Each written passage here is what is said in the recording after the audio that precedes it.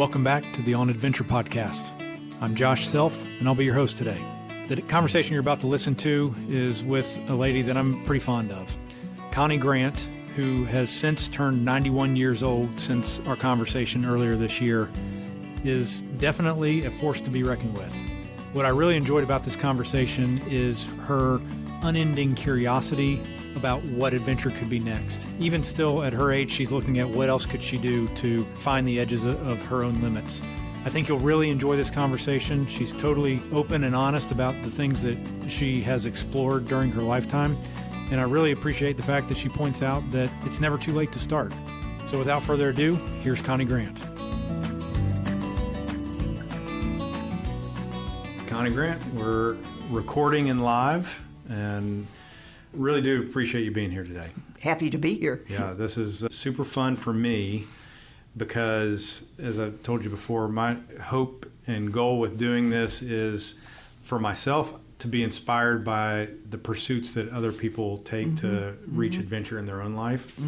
And I hope you don't mind me saying you'll be 91 in just a couple weeks. That's correct. Which is a fantastic feat.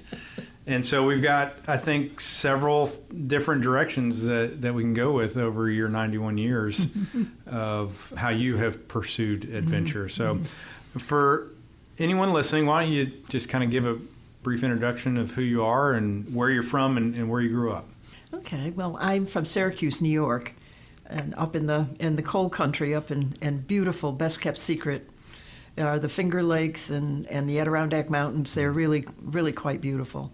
I grew up in a large city, but my parents sent me to day camp, and so I was someone that did get out, and they used to take me on weekends, not camping, but on visits out into the wild. But I was in high school, I worked in summer camps. My major in college was health and physical education. So I was used to being outdoors and enjoyed it. So, where did you go to college? Cortland. It was, at that time, it's now the State University of New York at Cortland. When I went, it was Cortland State Teachers College. So between Syracuse and Cornell.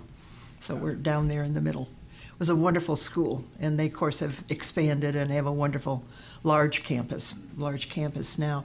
But our children came along, and we were involved in church, in the Methodist church in the Presbyterian church down there. And a woman that came, her name was Roberta Cavell. She was from the state of Washington, and she was our director of Christian education, and she was a real outdoors woman, very, very much an outdoors woman. So we ended up, as parents, helping to go on these trips. So we started on the Appalachian Trail. You started on the Appalachian Trail? Yeah, that's we did. Okay. We did short trips. We did one from up around Johnson City over to Watauga, maybe in that area, and then we did one that went up to Virginia, where, what was it, the White Mountain up there? I can't remember. Shenandoah, the Whites. Not that far. Yeah. And so this is how we got started. I see. And we thank Berta to this day. Now, were you living in Raleigh at that time, or were you No, still in we New were York? in Lumberton. We came down south in 1968 and lived in Lumberton, 25,000 city. That was just wonderful. It was a good place. We were very, very happy there. So we had the opportunity to go out from there. And Berta was at that church. And incidentally, Berta's our friend to this day. Is that right? Yeah, we're still our friend to this day. That's cool. But she got us started. And how big was the group of kids that you took out? Probably 10. And they were all, and Tom took the end of the line. In those days, Tom smoked. And he would take the end of the line to get a cigarette and make sure all the kids got along. And the funniest thing that happened on that trip is we ended up in a tremendous rainstorm. And Berta, as good as she was, we got a little lost. We finally found the campsite up on the Adirondack Trail with the overhang for the kids. And, of course, the rest of us slept in our own tents, and we were setting it up in the rain. Oh, my goodness. And I climbed into the tent, and I went to get into my sleeping bag, and it was soaking wet in the bottom. And I turned to Tom, and I said, "Oh, my gosh, my sleeping bag is soaking wet." And he said, Connie, I'm sorry as heck. That's not the word he used. And he rolled over and went to sleep. He did. He wasn't that sorry. No. Didn't offer to swap sleeping bags with you? So I went out to the pile of kids with all of the sleeping bags all over and just grabbed one off the top, went home. But those are the things you do, as you know, on the trail. My goodness. Yeah. The best made plans on the Appalachian Trail, you'd get thrown out the window pretty quickly. What year was that? Golly, it would have to be in the early 70s. Okay. So the Appalachian Trail system is very well defined and marked at this point, but I think at that point it probably was much less so. We had rain and sleet that day, and Berta's really, really good. I've forgotten what happened, but anyway, we got to where we were supposed to be before dark, so we were okay. Yeah. And was that a one-time trip, or did you do that multiple times with? No, that was the first trip. We went from Johnson City, I think, in Tennessee. We went from Johnson City onto the trail there. That was our very first trip, I think. So it's interesting, sleeping in a wet sleeping bag, there's many very mature adults that would have that experience and say, that's it, one and done, I'm never doing this again.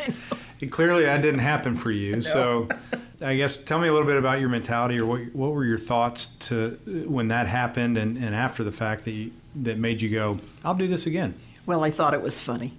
You thought it was funny? Okay. I just had to think it was funny. And I had a very, very loving husband. And we had all been taxed to our limit, and he had been a soldier that day. So I didn't give it a second thought, yeah. And the kids, of course, thought it was wonderful. That was all exciting for them. Absolutely. Yeah. Were there any other tenuous moments on that trip, or did it all Not go on that trip. I've had tenuous moments on other trips. We'll get to that then, because I'm definitely interested to hear about that.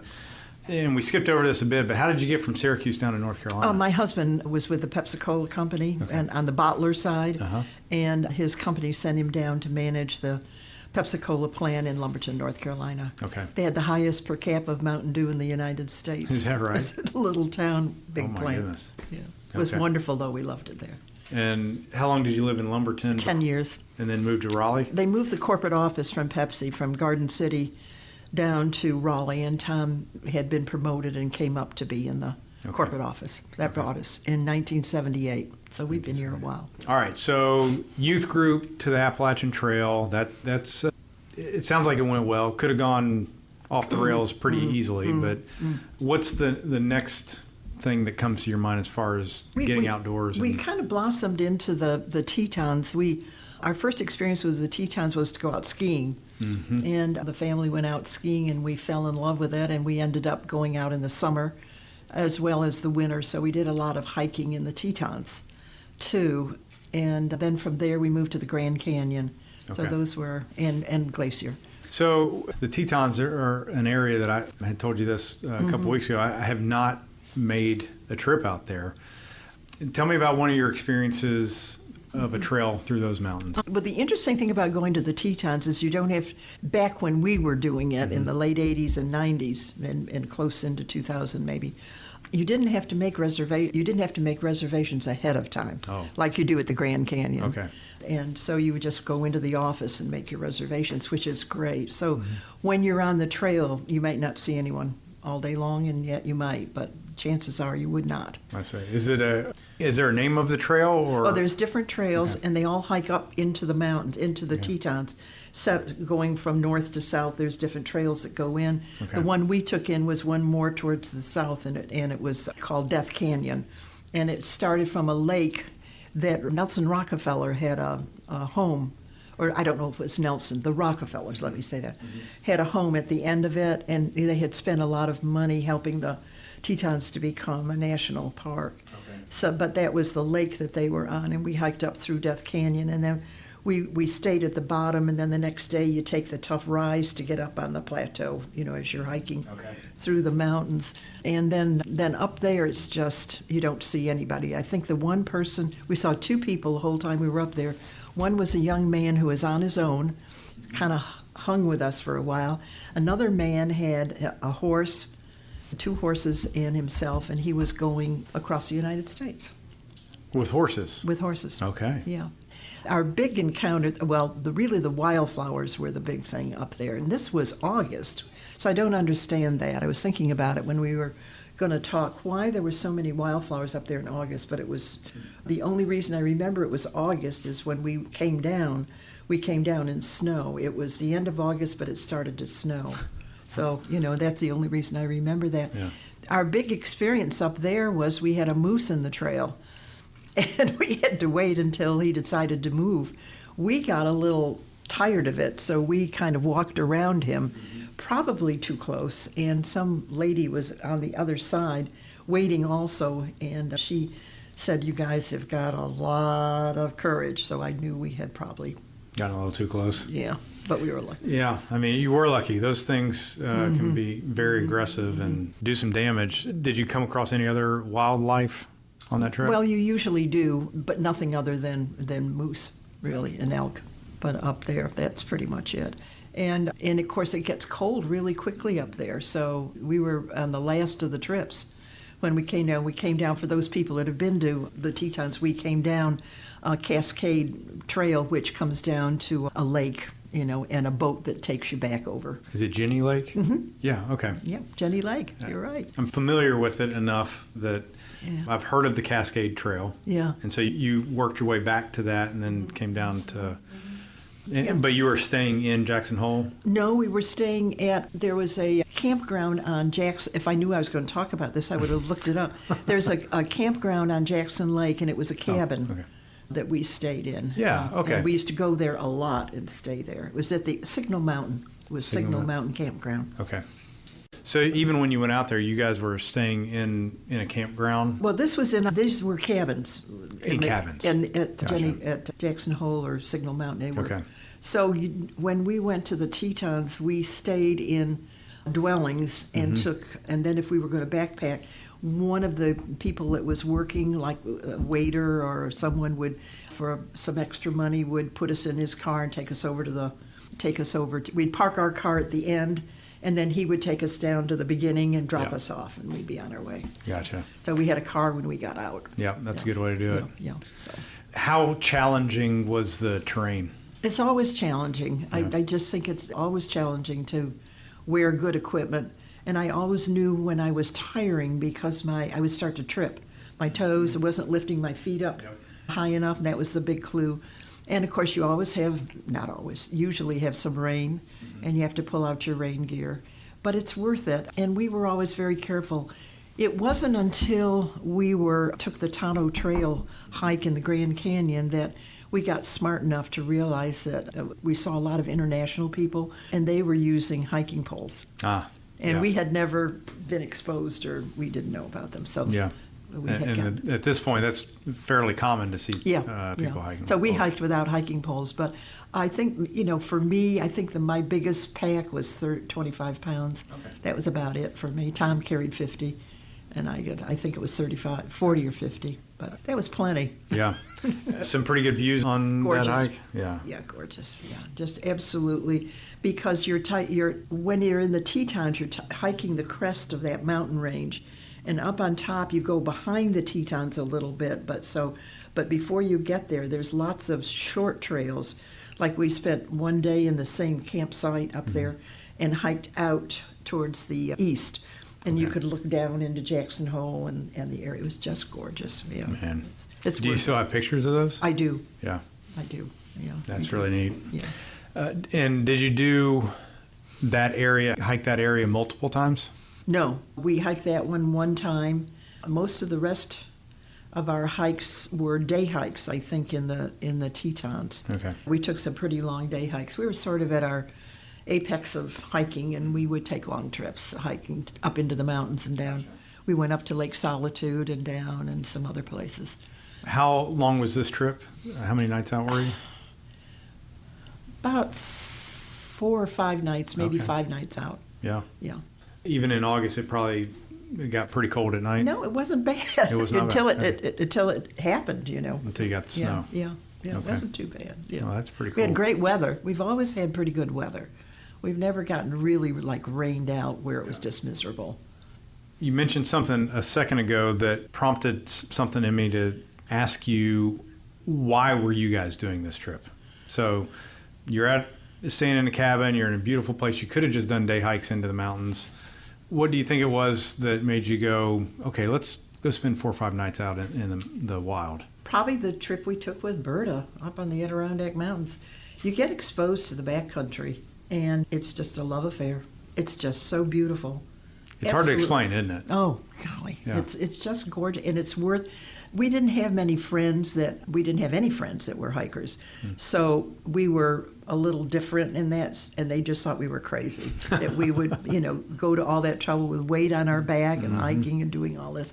And you have to be a hiker to know what a precious gift it is. It is. It's just, and Glacier is one of the prettiest. We just had a beautiful, beautiful hike there. Yeah. How did that differ from being in the Tetons? Glacier's a little bit more, it seemed to be higher and more open. We ran into a bear there. Oh, and, all right. Tell me about that. Well, we were very close to we stayed in Many Glacier Park, or hotel, and it was an old hotel. There was no elevator. You had to take your stuff and hike the stairs. We were less than a mile away from the hotel, and there was this huge bear, and he was probably 40 feet away maybe. And I was leading, and my daughter-in-law was behind me, and my daughter was behind her. And I said, "There's a bear. We need to get out of here." And I just turned around and walked and left Janet, my daughter-in-law, standing there like, what's going on? And he followed us a little bit, but he wasn't interested. You know what kind of bear it was? He was big, so I would say... Just a big bear. Yeah, he was, I would say a grizzly. Oh, my goodness. I don't know that I think their brown or black bears are more common up there, but he was big. Really? And I mean, I'm not exaggerating because I was believe scared you. to death. I believe you. Yeah. Those are, jokingly, when you get around bears, you don't have to be the fastest. You just got to be faster than the person with you, right? And you got behind at the back of the line real quick. That was smart. We laugh about that a lot. Yeah. Did you ever come across, like, rattlesnakes or anything else real close to the trail? I think Tom and I did. We did a canoe. We did a canyon trip. We did a rafting down the Grand Canyon. We did that one year. And we ran into, is there such a thing, Josh, as a pink rattler? I don't know. I don't know. Sounds horrifying. It seems to me that, yes, there was, we all saw it. We were all told to stay the heck away. It was where we were camping. And everybody just, stayed away. That's about the only time. All right, I want to come back to the Grand Canyon trip, but let's stick with Glacier. So describe for us that trip and where you started and what you were pursuing. Well, this was a day trip, and I don't remember names because I wasn't, prepared to say that. But it was a day trip way up into the top, and that was when I was there with my daughter and daughter-in-law. So it was a specific lake up in the mountains that you were headed for and came back. Tom and I did a trip that went up to a cabin. And you could stay in the cabin overnight, and the maitre d' at the Many Glacier Inn took us up, and he dropped us off, and then we hiked back. We hiked up and picked up our car again. Okay. He took us, and we dropped off our car, and then he took us up to the point. I gotcha. And so we hiked up there, and that was very, very nice. The glacier seems, for some reason, to be a lot bigger than the Tetons, and probably, I don't know that it is. I do know it goes into Canada. Yeah, what's it called up in Canada? It's called something else in Canada. I'm not sure. It may be the Canadian Rockies. Maybe. But yeah, it sits right on the border. Yeah. I would go back there if I were younger and had a lot of stamina. I think that's one of the most beautiful parks. Yeah, I read a book last year of an old cowboy that grew up on the Canadian side of that area, and just the wild. And from what I understand, a lot of that has been kept in the park. They're very careful about it. Yeah. So with Glacier, it sounds like you did 2 different trips? Yes. Okay. One with the children, one with my husband. Okay. No real scary moments on either of those? Well, Tom was a little nervous. On one of our trips, there was a lot of scat on the trail, and it looked like bear scat. Yeah. And we came out to a lake, and the bear was on the other side of the lake, and Tom was not comfortable with that. Yeah. We had bear bells with us. I don't know how good they are. Yeah. But we're always very respectful, Yeah. as I know you are. Yeah, and you don't want the worst thing you can do with a bear is startle them. Mm-hmm. You get too close and startle them, and I think the bells help with that. Actually, hiking in North Carolina a couple years ago in Pisgah, there was a lot of bear activity, and we heard a bear like in the brush within 10 feet. Never saw it, but it was an area where it was really quiet, and so we were trying to make a lot of noise, as we were hiking. But I think the bells help with that, just letting them know that you're close and not startling them. Yeah. I think the startling, is what it's all about. Yeah. I know we were at Muir Woods in Marin County in California, and we saw a mountain lion, and he was quite a ways. He was down the path from us, and we stood a long time. He had the long tail, and he was, of course, cream colored, and it was in the middle of the day, and it was a trail that was used by, I'm sure, a lot of people. I mean, those are beautiful animals. They are, but they're predators. I mean, they'll stalk you. So glad you saw it from a distance and not. Yeah, and he wasn't hungry. Yeah, he wasn't hungry. No, that's good. Was that a day hike that? Yeah, it's a day you hike. just staying somewhere in that area? We had family. My Gotcha. son lives in Marin County. Yeah. Okay. Very good. So let's go to the Grand Canyon. Kind of set that trip up a little bit for me. Well, we've done a lot of the Grand Canyon. We did the north to south like your other guests did. We didn't do it in a day. We stayed in Cottonwood, and we stayed at Bright Angel Gardens before we came up. So we wanted to see it, and we didn't want to rush through it. Then the second time we took this trail, and for those that know the place, we came down from the South Rim, and the first campground, which is about 2.5 miles down, straight down the canyon, is Indian Garden. And we spent the night there because we were going to go west, and this is called the Tonto Trail, that's up on the first rise from the Colorado River. You're about maybe a mile or two up from the Colorado River, but you can see it. Okay. And we wanted to hike it because it was May, and the temperature for the next day was going to be in the hundreds. And we weren't quite sure how we were going to maneuver it because of the heat, and it's really tough down there in that kind of heat. It don't go. And so what we did was, there was a full moon, as I mentioned before, a full moon that night. So we set our alarms and got up at 12 midnight and packed and I can't remember, it seems to me we did not have a tent with us. We just had a poncho in case we needed, because we figured it'd be pretty dry. You just slept under the stars? We slept under the stars. But the interesting thing about campgrounds is just a side story. It didn't happen to us, but we've heard it, and it might have happened that night when we went to bed. There's always somebody kind of giggling or having a good time over here, and somebody in the group will, in all these tents, somebody will say, "Quiet, please," and everything goes quiet. And that's it. So that's their polite way. Yeah. But we woke up and tiptoed out of there. Literally, we tried to be as quiet as we could. And as I told you, we hiked 10.5 miles that night. Oh my. In the middle of the Till night. it's about 7 in the morning. And it was it never used a flashlight, except with probably something that was 3 to 4 feet deep. If we had to go down and up, the moon, it would shadow it. It would shadow, and we'd have to use a light.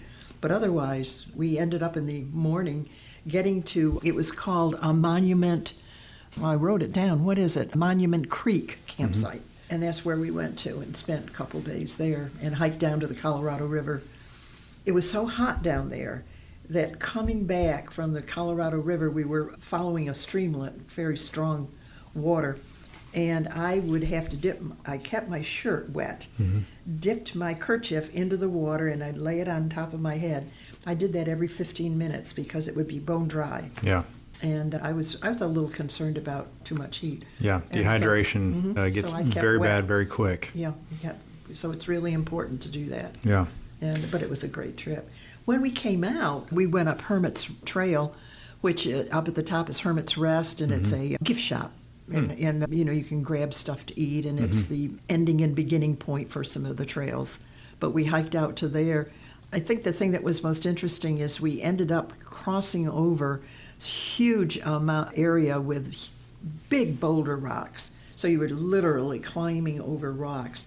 And the way that you found your way across the rocks are people had built cairns the stone cairns. Yeah. And you just would look for the next cairn and follow that. And that's how we got up. That's really neat. Yeah, it was really. Okay, so first Grand Canyon trip where you've just finished the midnight hike with the moonlight. What did you do from there? How did you get out of the canyon? That time we flew into Jackson Hole. Okay. From Phoenix, we took a small plane and flew up to Jackson Hole, and somebody picked us up and took us to the hotel. Okay.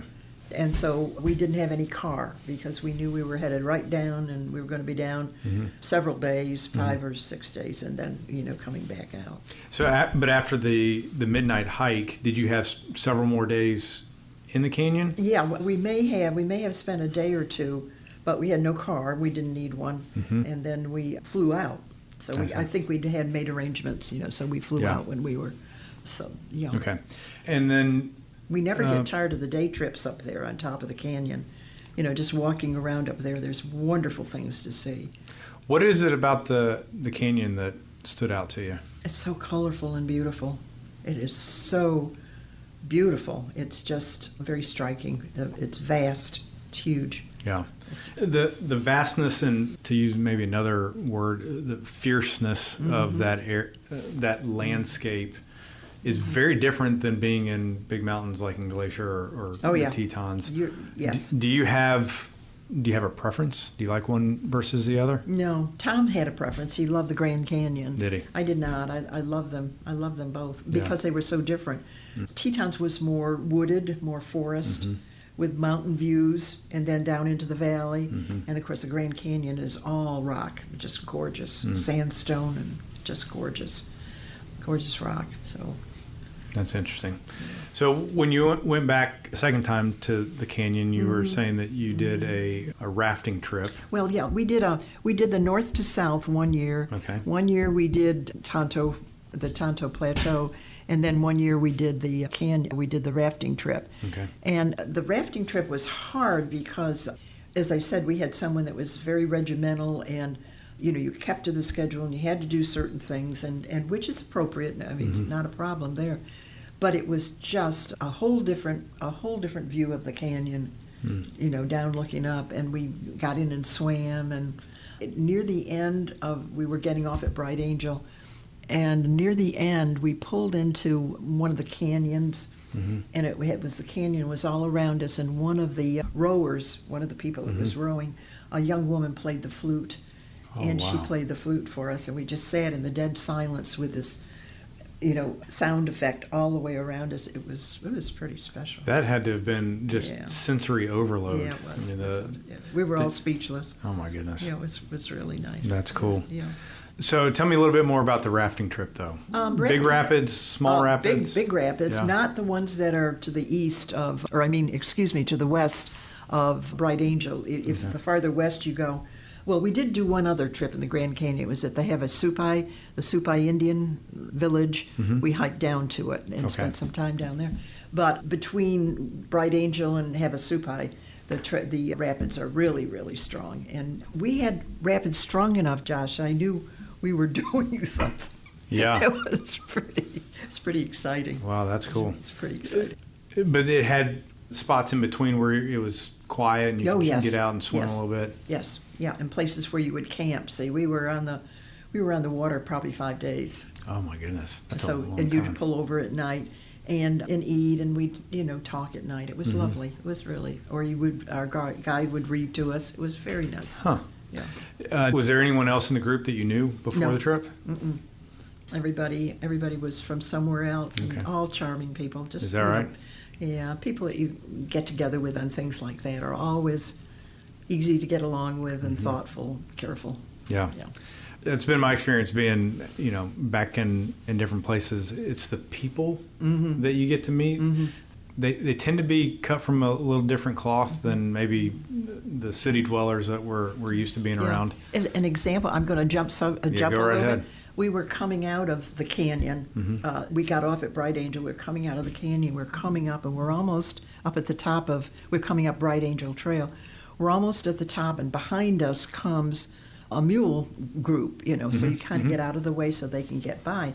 Well, as I stepped back, I tripped and fell and hit my head right above my eyebrow and split it wide open, bleeding like a stuffed pig. Oh my goodness. So just about that time, they were about halfway past us. So they stopped, and the guide who was bringing the horse train or mule train out came down and he dug in his pack and brought out a clean T-shirt and gave it to me to, hold. And at the same time, this German couple that we had met along the way were climbing out very slowly, and they were telling us they did that because that's what the shepherds did in Germany.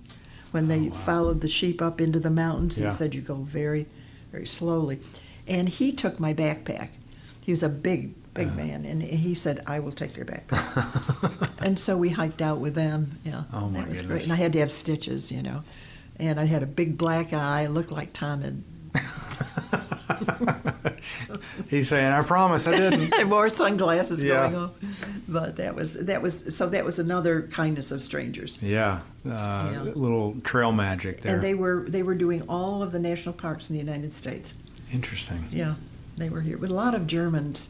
Have you noticed that? Well, you haven't done I haven't been much. Lots of Germans come and hike in the United States. That's very interesting. Yeah. So you spent quite a bit of time in the Grand Canyon. I mean, just adding up the number of trips, you did more trips there than the most of the other Tetons. places. We did more stay in hotels and go cross-country skiing, downhill skiing, day tripping, except for the one that we did overnight. Yeah.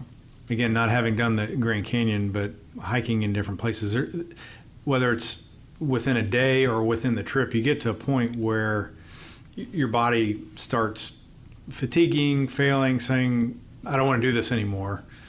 Were you aware of when you got to that point? You said I stumbled. Your feet were tripping a little bit, but was that your cue to say that's it? Was that your cue to pay more attention but still push on? Yeah. Like when we were in Marin County and we hiked from where my son and his wife live. You can hike over the mountain and over the hill and go down to Stinton Beach. It's just this fabulous hike down, and you can see the Pacific coast all the way hiking down. And we got down to the very bottom where the road was, and I tripped on my toe and fell flat into the road, And I, of course, bruised myself. I didn't hurt myself. But you didn't stop. No. There's no, except I have to say to you, when we were at Monument Creek for maybe a night or two, there was a man down there with his friend, and they were camping, and he was down there. He'd been down there for several weeks. He had gotten this huge blister on his heel and hadn't worn proper shoes, or I don't know what he had done, and he couldn't hike out. Literally stuck with his friend, and he wanted to know if we had any books we could give to him. And I had a book I was reading, and I did give it to him, but he was stuck down there. Oh my goodness! So those places are not places to not be serious about. Right. I mean, gear, being prepared, in good health, really can be a life or death difference. And being smart about safety. So, and that's an interesting distinction, because a lot of these conversations I've had, people talk about what do they find in themselves when they go past that false stopping point. So that's one thing, to push what your preconceived limits are. It's something totally different to push kind of haphazardly into an area that's dangerous. Yeah. And I think you've hit on them, whether it's physically you're not prepared for that, gear-wise you're not prepared. That's totally different than trying to push yourself to a new limit. That's right. One of the questions I had for you is when you've gone beyond that preconceived stopping point, what did you find out about yourself? I don't know. I just knew that there wasn't a choice. You can't turn around and go home because you've already hiked 10 miles. Right. And so you have to keep going. But we would rest more frequently. Now, there were times when I know that we rested more frequently, especially going up, high altitudes, and we would rest more frequently. And Tom was my husband was, of course, much sturdier than I, and he was great about, let me know when we're going to stop. Just let me know. And so we did. Yeah. But I didn't, in those days, I was in pretty good condition, and so I was pretty healthy around that. When you were doing these and planning these trips, what was it about them that you most anticipated before going? What was it that you were most looking forward? The challenge of doing it. I think the challenge of pushing yourself to be somewhere that not very many people are at, and the reward that you get for being there.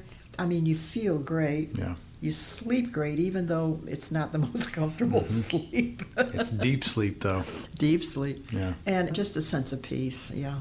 Yeah, we loved it. We loved it. We didn't talk much. Yeah. You just don't have to. Yeah, communication through just presence. That's very interesting. So you mentioned the first trip was with your kids. The rest of these you've described just you and Tom. Except for our trips to the Grand Canyon or to Tetons during the summertime and winter, the kids came skiing. And one year, our oldest grandson came with his parents, and he was, I don't know, 7, 9, around in there. And they took a trip and went up Cascade Canyon up to the top.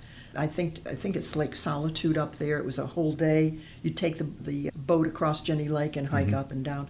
And we took Tommy, and then one day we took a day trip, and they took Tommy. So the day we took Tommy, we went fishing on Jackson Lake and caught some trout. And where we were staying, they cooked them for us at dinner that night. Oh my gosh! So, and he was thrilled. You know, he was thrilled. So it's interesting to me and it's not just you, and it's been the other folks that I've talked to. This is very consistent with many of these outdoor experiences. Is that it can be a multi-generational event, and it creates a family legacy or expectation of this is what we do. So I'm curious if that has sustained with your kids and grandkids. Has that been consistent? Well, certainly the kids and grandkids in California, because they live in the middle of it. Yeah. You know, they live at Mount Tam. They are all bikers and all of that. My folks in Norfolk, yes, they are, but they were taking trips to the Grand Canyon or to the Tetons. They would take their trips out. But then they come to the beach. They go to the beach a lot, too. My son is a fisherman and a surf fisherman, and he has pretty good luck. Okay. Yeah. So lots of different outdoor experiences. All goes back to the first youth group trip and to the Appalachian Trail. Tom, with his group, they started fishing trips when they were, I think, 19 in college. Okay. And they're all in their 60s now, and they're still doing it. Same group. So it creates a bit of community around the effort. And then my oldest grandson happens to live in Germany, so he and his wife are doing the Alps, and they're doing the whole 9 yards. Wow. They are very fortunate. Yeah. Are they there temporarily? No, they live there. Yeah, live and work there. How about that? Yeah. That is very cool. Okay, so you've hit on several different things. If you had to pick the one thing over your lifetime of these different adventures that was the most difficult moment, what would you pin that on? Gosh, I don't know. I guess coming out of the Tetons, or coming out of Grand Canyon. Yeah.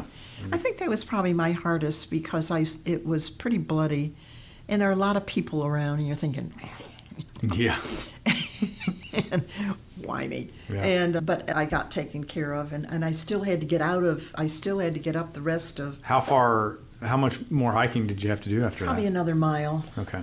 Yeah, probably another mile. And I felt fine. I was just looked like the dickens.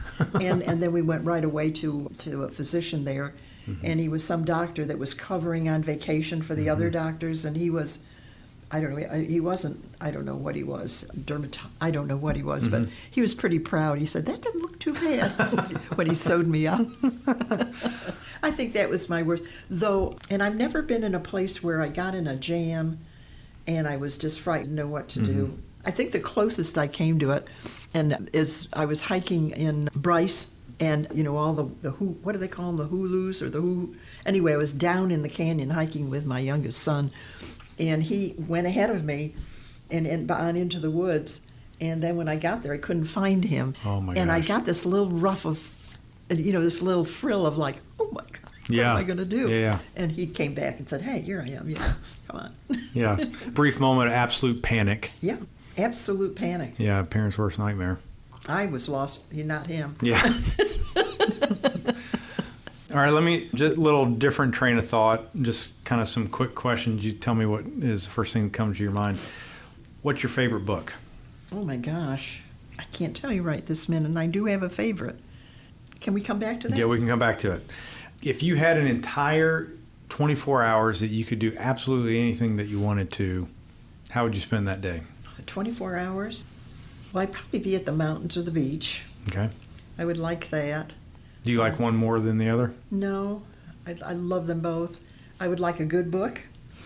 I'd probably like a good glass of wine. Mm-hmm. And that would be, for my 90th birthday, I told the kids, I said, and they said, what are we going to do? And I said, if you'd all just come to the beach and we can have our time together, because everyone's busy, everyone's going. And everybody came, so we had a weekend, and the two of the gentlemen brought their girlfriends, which was nice. Yeah, that's cool. Yeah. Probably a rare event to get everybody together. Yeah. I think my favorite book recently, it's nonfiction. It's one my son sent me, and it's called Becoming Untethered, and it's a book about meditation. Interesting. And the first book is called, I can't think what's Tethered has the name in it. Okay. I can't think what it is now, but it's Becoming Untethered, and, and it's a studied book to read. It's not, but you have to really want to think about how you can clear your mind. And of course, this is what I love about the backcountry, is you clear your mind, and you are empty, and you are enjoying the present and what's in front of you. Not worrying about a meal, not worrying about meeting a deadline. It's focusing on the present. So I'd say that was my best day. Yeah, that's it. I mean, it's what does it take to get into this moment and not be weighed down by the thoughts of what's behind you or the worry about what's coming. And so for you, it sounds like the outdoors, the challenge of the adventure is what brought you into that present moment. I don't think you can ever discount the wonderful physical feeling it is to have done some exertion. Yeah. I mean, it's you take a shower, put on some soft clothes after you've had a good trip. It's pretty nice. It is very nice. Absolutely. Yeah. So Untethered, I'll make a note of that, and we have the ability to have some show notes in each of these episodes. So I'll put a link for people to find that. But that says something else about you, though, that I find interesting, is that you would only read a book like that if you still had a growth mindset. Like there's still more to learn. There's still more to I hope so. evolve and figure out and be challenged by. Yeah. Is that consistent with? Yes. Yeah. That's very cool. And I do have a favorite book, but it's not a me book. It's a book that I give as a gift. Okay. It's called The Quilt Maker's Gift, and it's a woman that makes quilts, and the illustrations in the book are absolutely magnificent. Really? And she makes quilts, and the prints, and she gives them to people that don't have warmth. And the prince or the king of her territory wants a quilt, and she won't give it to him because he doesn't need it. And so all the things he does to try to get this quilt from her. But the decoration, or the illustrations are just magnificent. And you buy that as a gift that you give to others? And I kept one. I bought one for myself. That's really neat. All right, so we've got your book, we've got how you spend a day, and the person that you would most like to meet, dead or alive, that you have never met before. Who would that be? Oh, I know there's someone, because I was thinking about it the other day, someone I would like to meet. It was someone that was very well read and very calm. I think it was one of the women leaders, I think, and I can't think which one it was. I don't know. It was someone... Recent? No. No. Someone that I would like to meet. Wow. Like a Margaret Thatcher? No, she's too strong. I mean, she was strong, and I admire that. I don't mean that. It's just not quite what somebody more thoughtful. And I think there's someone that I would like to meet. There's someone out in California that is a Chinese doctor who is a doctor of medicine, a doctor of cancer specialist. And who treats people. And from what I've heard about her, I think I would like to meet her. That's very interesting. Yeah.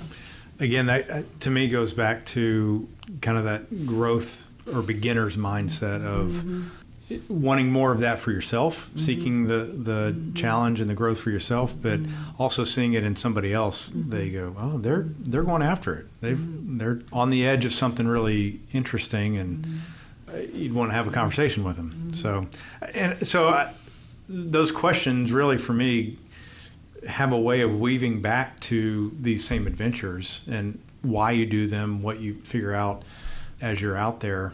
And I like to ask this question too, and I think it's still coming up on your 91st birthday.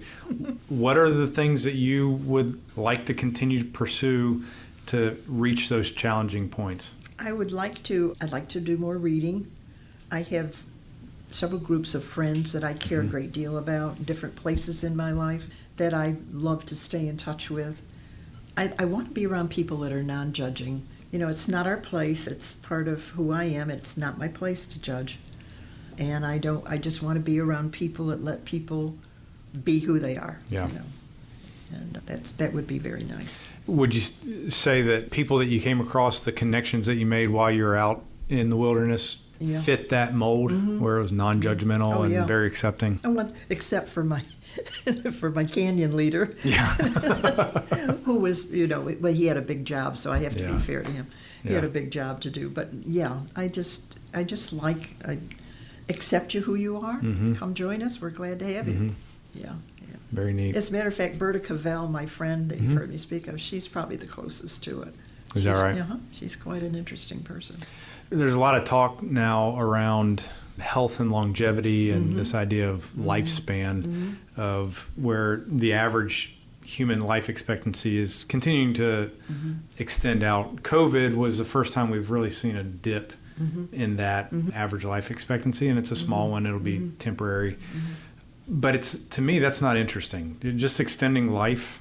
If you can't extend health at the same pace, then there's really not much That's correct. point to extend life. And this is not a new study. Actually, Harvard has been doing a longevity study since, I think, the 30s, and have followed what was an initial set of men, and as they aged, and then what became their families, and as those families aged. And so now there's multi-generational longitudinal research that's been done around what makes someone happy.